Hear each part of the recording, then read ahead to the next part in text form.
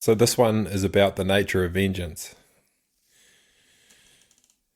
A grossly misinterpreted, um, you could say emotion, but really anyone that's experienced vengeance rising up within them will feel it as something much more compelling than just an emotion.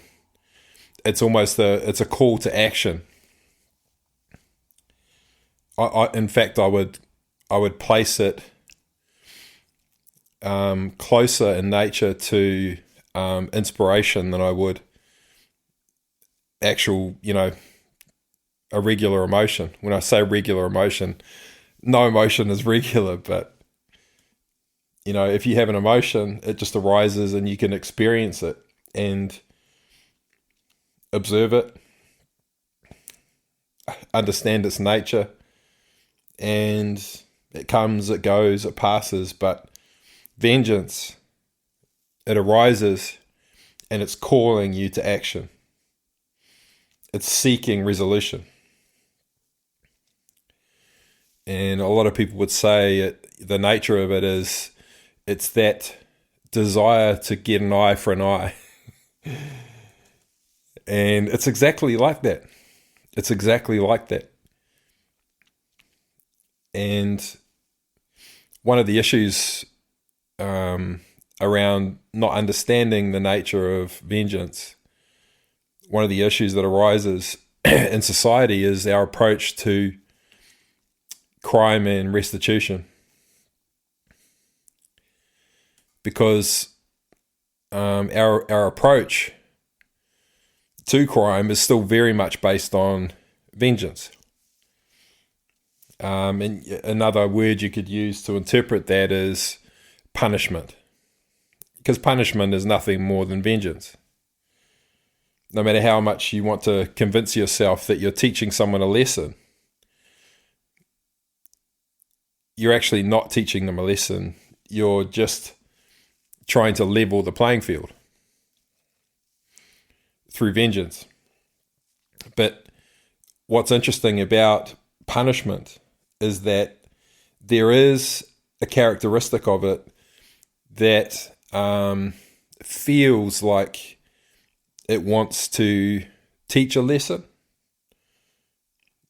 But the deeper truth of this is that it wants to bring understanding. And this is the clue that unlocks this whole thing in terms of being able to change our entire approach to crime and restitution. And, ultimately, what are we trying to achieve here? Yes, we need laws. Yes, we need to protect people. But do we really want to punish them? Or would we prefer restitution? Now, a lot of people who have been hurt by someone,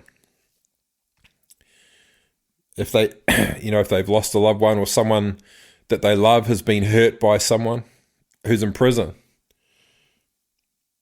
if you say to that person, here's restitution, a dollar figure for your pain, it's not going to scratch that itch. It's not going to fill that person's cup. Not even close, actually. Because their loss is not financial, it's emotional. And that kind of loss, let's say, someone took the life of one of your loved ones and is in prison. And the government says, oh, here's $1 million, sorry about that. Or even if the person who committed the crime said, oh,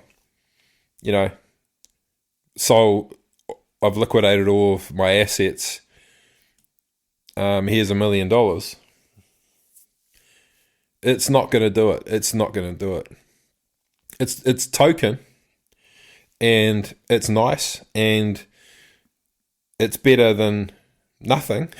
It's much better than nothing, of course, but the point I'm making is that it doesn't deal with the cause of the suffering, at the source of the suffering. which is ultimately is grief for that person. But when there is grief, especially, grief, a lot of people view grief as as suffering in and of itself. If I'm grieving, then I'm suffering. And so sometimes we can form an unconscious assumption that there's a cause of that suffering. Whatever caused the grief is causing my suffering. And that's why we see lots of examples where, a specific kind of cancer took the life of someone that we love. You'll find that family, wages war against that cancer. That specific type of cancer, fundraising and setting up foundations and all those kinds of things. Now, those are wonderful things, of course, but driving it is a desire to annihilate the source of their suffering, annihilate whatever is responsible for this cause of their suffering, and ultimately that the nature of what's driving that falls into two different camps. Well, you can't really say it's this black and white, but from my experience, you've got mercy, and mercy is always seeking to annihilate any source of suffering. And you've got vengeance. Now, these two things seem very, very close. Very, very close. And in fact, they are very, very similar. But there's a unique characteristic to vengeance, and that leads to the desire to punish. And what vengeance is actually seeking is compassion. It's compassion. And that's why when someone hurts us, or we think that someone hurts us, or we think that a wrong is being done to us, we feel this desire to do harm. We want to hurt someone. You've hurt me, now I want to hurt you. I can't explain it, and I can't let it go. I can't let it go. And it can express itself as pettiness. And you're observing yourself in the act of wanting to hurt this person, and you can see how petty it is. Nonetheless, you cannot let go of it. You can't let go of it. And the fact that it's petty almost makes it even better. It's like, I know I'm being petty. And so, feel it, feel that pain. I'm being petty and I'm not going to let go. I'm trying to hurt you. Now, of course, we never admit this. We never admit that we're being petty. We never admit that we want to hurt someone. But these are authentic human emotions. This is our nature, and nature just arises. But understanding the kernel of why it arises is the key to everything. Because, when we look at that behavior, when we look at the nature of it, once we understand it, we can say, okay, well, if I'm seeking an eye for an eye, if I'm seeking to level the playing field, if I actually want to hurt you because I believe you've hurt me, what is the natural purpose of that? Why does that arise in nature? What is the utility in context of enabling a human, a living being to realize more of its latent potential? How does the act of vengeance serve the expansion of consciousness, or of my biology, of my level of self-awareness, of understanding my latent potential, of realizing it? How does it serve that? And it's actually really simple. It's really simple. It's actually seeking compassion. So when empathy would be more accurate. if we call them an empath, it's someone that feels the pain of someone else. When you empathize it, you can feel the pain of someone. You can really feel their pain. And that's the only way you can truly understand, you can truly empathize, is when it's felt. And the challenge with authentic empathy is you have to have a party that is willing to allow themselves to feel that pain.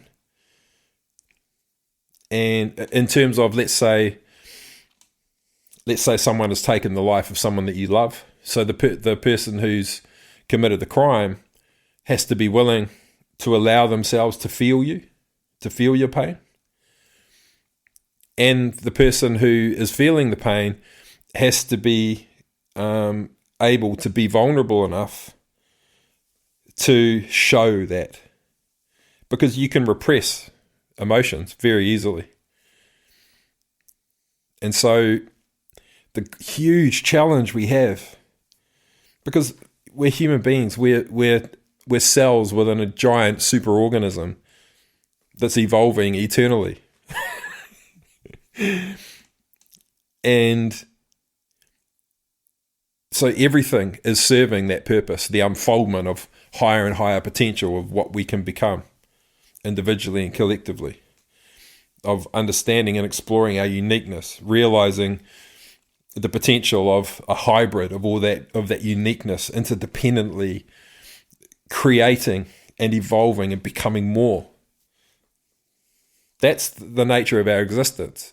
So everything within that serves that. And that's what we have to come to understand first and foremost, is that everything is serving that expansion. Everything. Evil, absolutely everything is serving that. And because it's always about unrealized, unrecognized potential. And, the greatest barrier to unrealized potential is unrecognized potential. And the greatest barrier to unrecognized potential is resistance to the truth. The greatest barrier, the greatest cause of resistance to the truth is pain, suffering, negative emotions, unwanted experiences, truths that are unpleasant. And so, it's all about evolution, about can we evolve to a point where we're mature enough to understand the truth of this, and to get ourselves into a state where we're willing to not only acknowledge the truth of everything we're thinking and feeling, but to be able to interpret it vulnerably and share that with other people. I mean, the way our society is set up now, that's certainly not a very comfortable thing to do.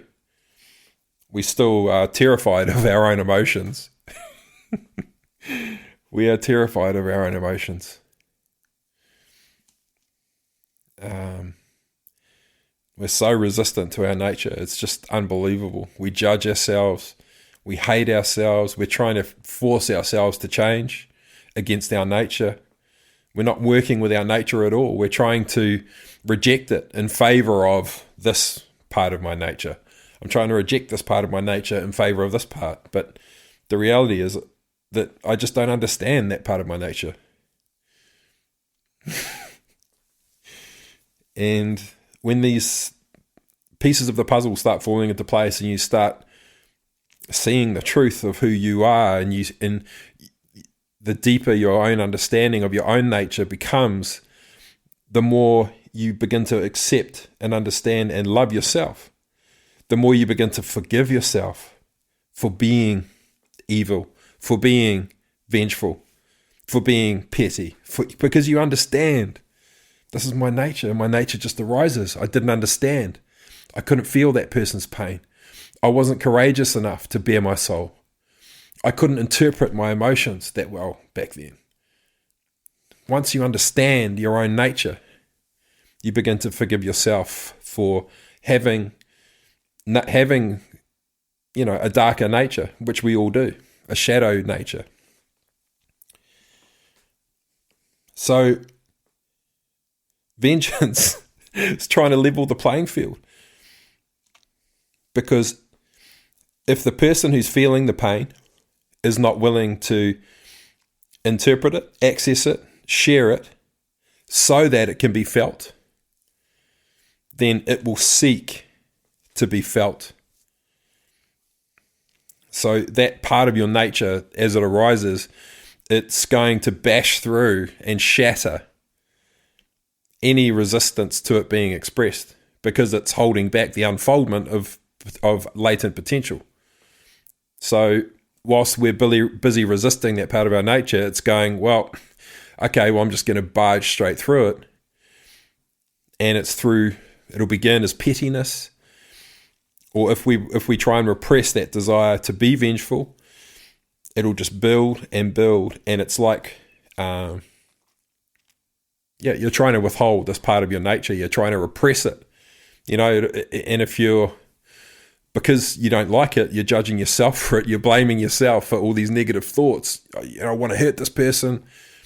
You start judging yourself. You become ashamed. And you start hating yourself. You start resenting yourself. You start saying, I'm a bad person. And you're running away from these thoughts, which are actually just trying to lead you to the truth of the emotion underneath, but you can't stop resisting it. And so now you think your thoughts are the enemy. So you're trying to hide away from your thoughts. You're trying to meditate, say affirmations, and my God, it just becomes this insane bird's nest. And it literally just wants to erupt. And so eventually, through, let's say, someone's committed a really bad crime, they took the life of someone you loved, then the mechanism or the vehicle for that, let's say if you lived in a state in the United States where they still have the electric chair. I don't know which states in particular, maybe Texas, I'm not sure. And you actually the vengeance wants to level the playing field, because it's that pain must be felt. It must be felt because it has to be understood. Understanding is the only thing that leads to true forgiveness. True forgiveness, you cannot choose to forgive someone. It's impossible. Forgiveness only is a byproduct of the acceptance that can only come through understanding. And my favorite way of explaining what understanding is a decision to give your unconditional presence and proactive listening to someone's perspective. And you sink down with them as they're bearing their soul. You're allowing that perspective to be expressed. You're not sitting there with the intention to change it. You're not sitting there with the intention to bring them over to your perspective. You are validating every word, every intonation, every syllable, every gesture, validating it. Yes, yes, yes. No matter how seemingly polarized it may be. Yes, I understand. Okay, I see. Because this desire of this part of us to be seen is unstoppable. You cannot stop it. And I'll do a podcast on this topic at some point as well, which is the nature of the unconscious. The nature of the unconscious. And, you can call it the unconscious mind, but it's so much more than that. The nature of what is unconscious, its essence is to be seen. And so if you zoom out of your life right now and just look at all of existence as a whole, unfolding, realizing higher and higher potential of what it can become, and you view the unconscious expression of it is the nature of its existence pre-manifestation. So it's everything it has the potential to become before it has become it. The essence of that, the nature of that unconsciousness is to be seen. So this is what's driving the whole thing. But the more seemingly dark or the more seemingly shameful a specific emotion is, the more we repress it, the more we deny it, the more we don't want it to be seen, the more it will demand to be seen, because that's its nature arising. If you're going to keep me hidden, I will arise and I will be seen, and I will level the playing field. You don't want to look at me? I will rub your face into the truth of me. I will rub your face into the essence of me until you have no choice but to know it. Because whether you realize it or not, a huge part of your nature is that you are unconscious. It just is. It just is. And you can even look at the primordial substance. You can look at the nature of existence before there was light. And I've talked about this in another podcast episode, just briefly, that you can look at pre-manifested reality as the potential of everything and the unrealized potential of everything. And you can look at everything that contains some form of light as a projection of that potential. The manifested reality, the realized, you can look at it as realized potential of that unconsciousness. I am this. I am this. It's a projection. It's like a movie being played out. I'm this. I'm this. I can become this. That means I can become that. That means if I'm capable of this, that means, if my nature is to be this, that means, And so the biggest part of because you are a microcosm of that, the biggest part of your nature is that you are unconscious. And therefore, one of the biggest drivers of your entire nature is to be seen.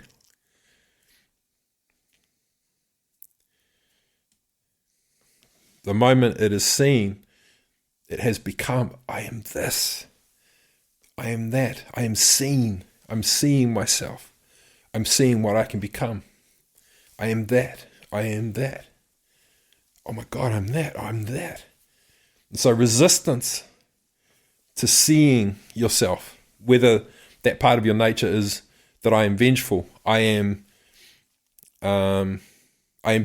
petty, whatever it is, if you resist it, it will come back at you. You cannot resist your nature because it just is. So, you can easily say, okay, well, that's well and good, but and that's great. We understand the nature of vengeance. We understand the nature of pettiness. We understand that it's seeking to be seen ultimately, but that's at the real core, deepest level. But practically, if you zoom back in now to being a human being and you look at it now, then you can say, okay, so this part of me is seeking compassion, to be understood. And, to be understood, ultimately that means that my pain, the nature of it has to be felt. And that's what drives the vengeance. And until that person feels pain that is perceived as on the same level as the pain that I've felt, the drive for that pettiness, the drive to express, to hurt that person, will just keep coming and coming and coming. And until we feel like the pain they've experienced is on par. But in truth, this is it doesn't work. It doesn't work.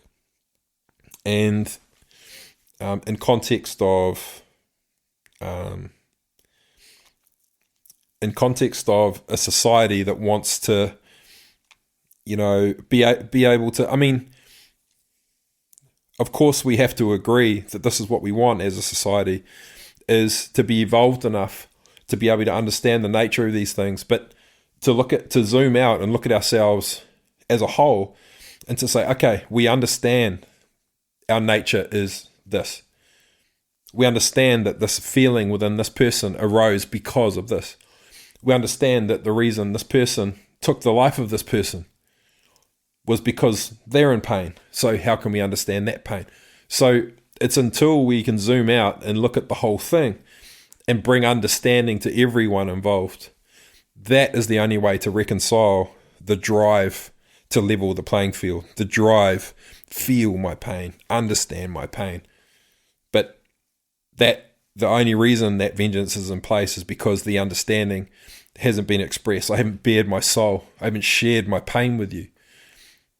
You haven't given me your unconditional presence for long enough and listened actively enough in an unconditional way, in a proactively unconditional way, so that I can bare my soul, so that I can share the truth, my truth of my pain, and potentially even get to even deeper levels that I haven't accessed myself, and I can even understand myself even deeper as I'm going.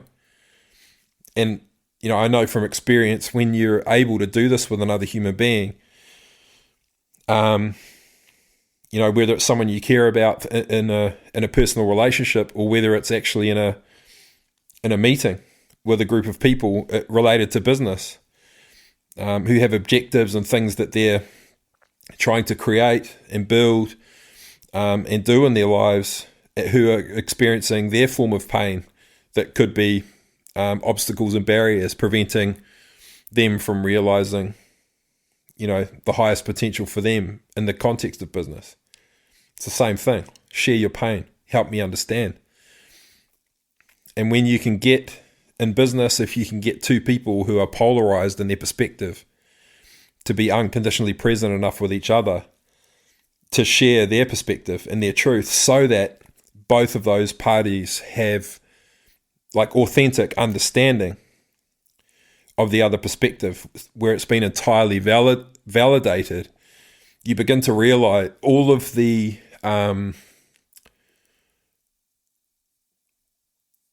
drive. If someone's feeling pain in a situation, that drive for that pain to be felt, it just falls away because someone's understood you. You've been seen. And when you feel as though you've been seen, your life transforms. It transforms everything. Why? Because I've said this in other podcasts, and you'll hear this a lot from me. Because the only thing that is capable of transforming anything is awareness. And that means presence.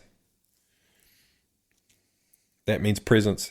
The only thing that is capable of transforming radiation in the form of light into light that behaves as matter, particles, is awareness, presence.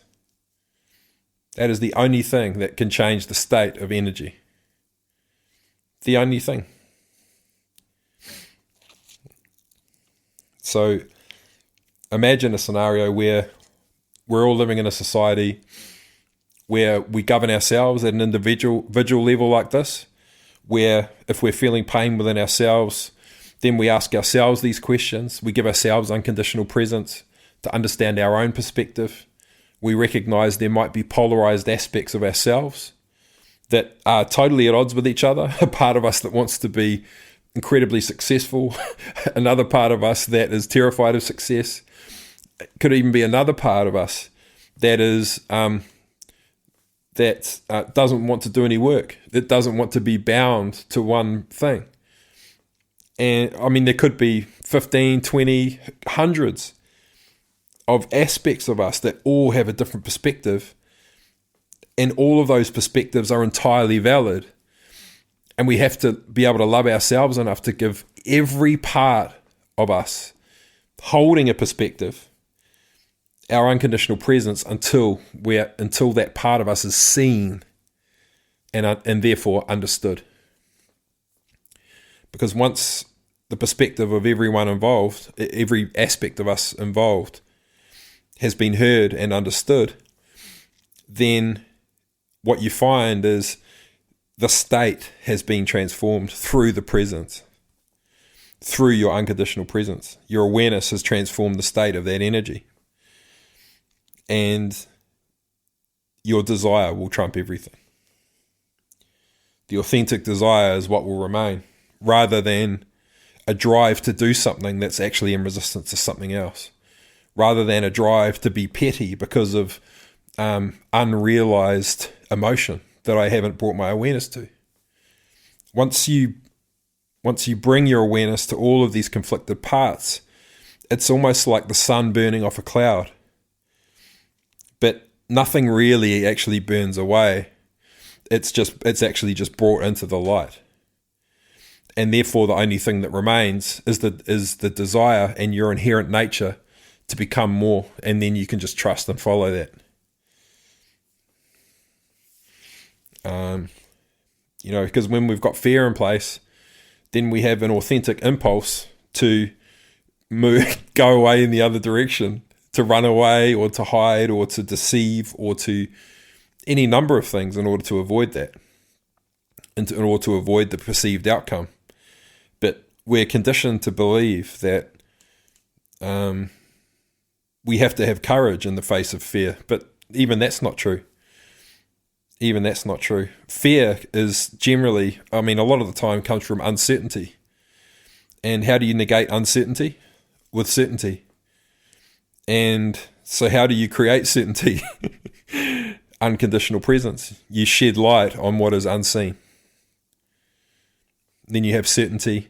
Then where you have certainty, uncertainty can't exist in that same space. And so therefore you've negated the fear. And therefore, you've got no resistance to moving towards your desire anymore. That's not to say you won't create ways to negate risk. You might give that part of yourself that's feeling afraid, you might give it unconditional presence and uncover that you need to engage another project or create a solution to something or whatever it may be. But bringing that part of yourself into the light of awareness enables you to then create that thing. You can't create that solution until it is seen, until that part of you is seen, heard, understood, validated. Never invalidate a part of yourself. All of your aspects, every part of you is valid. Every part of you, no matter how distorted its reality may seem to another part of you. Because remember, you are chaos and you are order. You're everything. You're one thing and you're multiple. Don't let anyone tell you we are one. Because yes, you are one, but you are also separate. You're not just one thing. You're all things and you're none. You are literally a paradox. So, this is obviously related to the podcast I did on understanding, but, this is an absolute linchpin for so many aspects of life. If we can bring this in at a foundational level where people are able to understand the perspectives of everyone involved so that the driver behind our behavior is not vengeance. It's moving towards something desired. Once we can get to that place, we can then say, okay, there was an emotional cost, but because now I understand that, there's nothing within me wanting to cause you pain anymore. So now all of a sudden, I'm still aware of my own pain, but I no longer want you to suffer because of it, because I understand how much pain you were in that led you to expressing yourself in that way.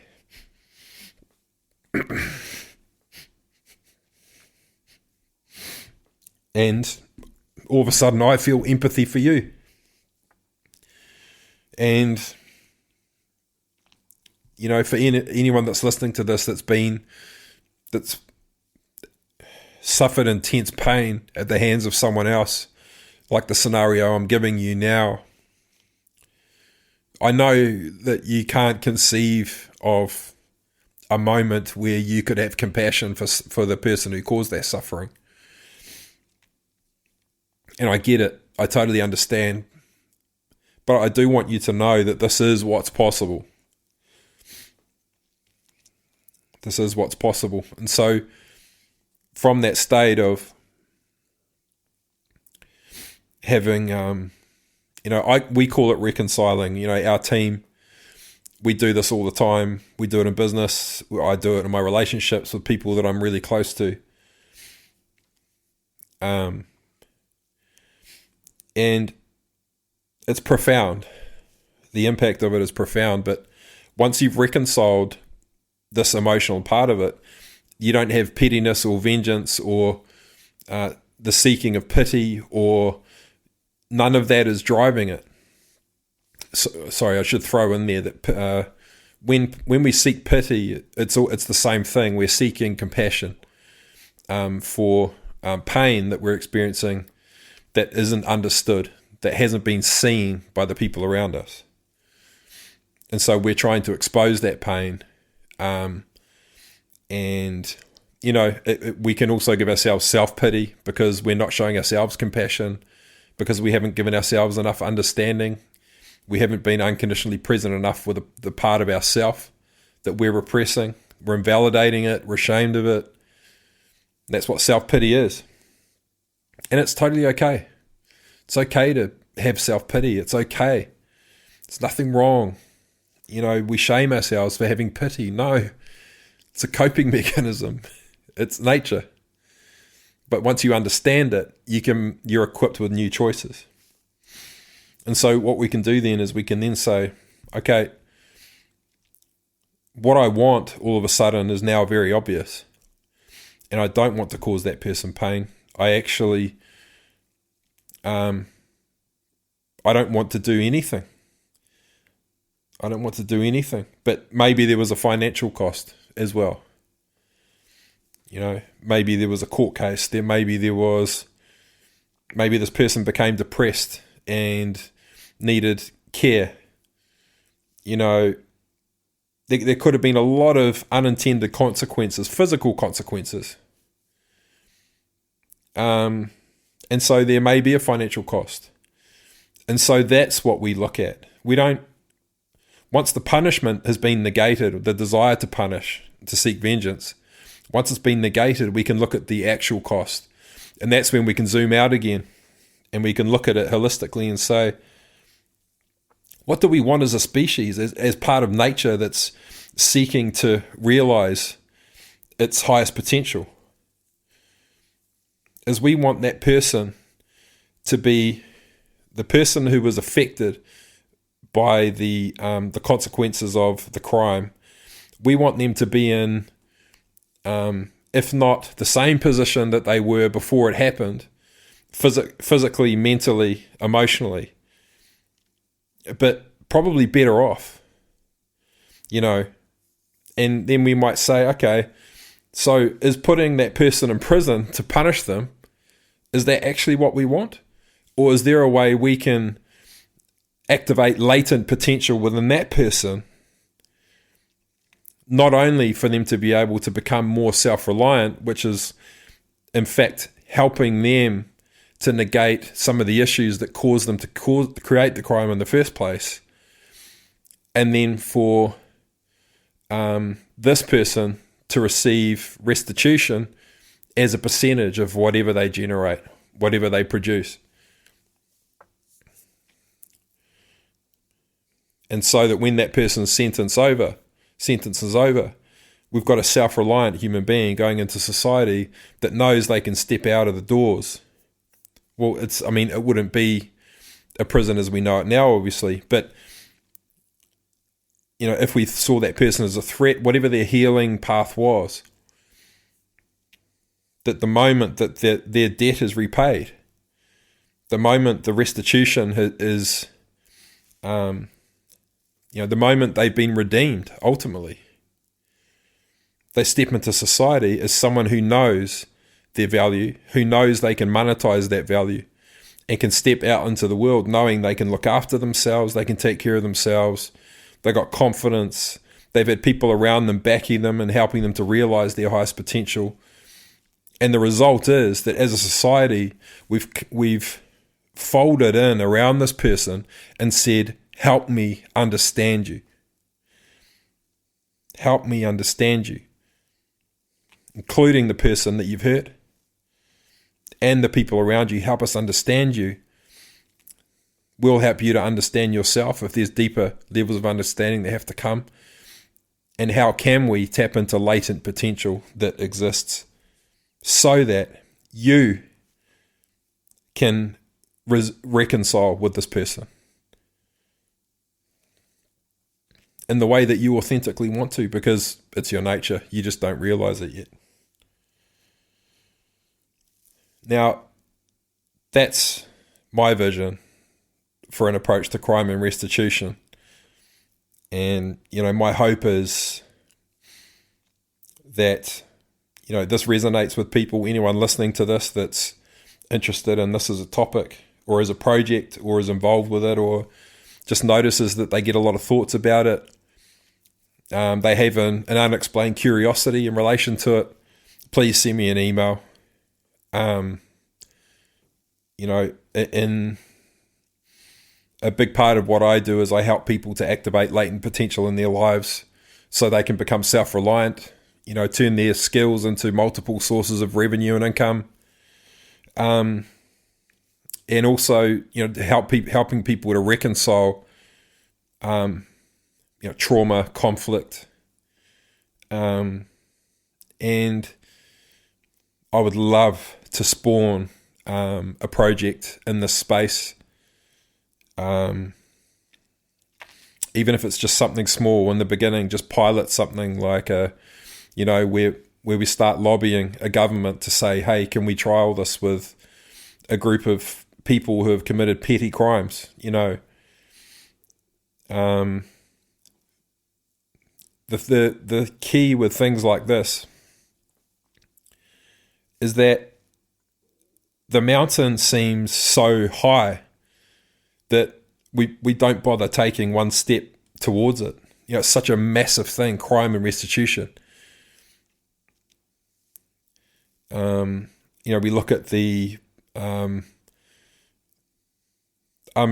it's just so obvious. We all know it's not right.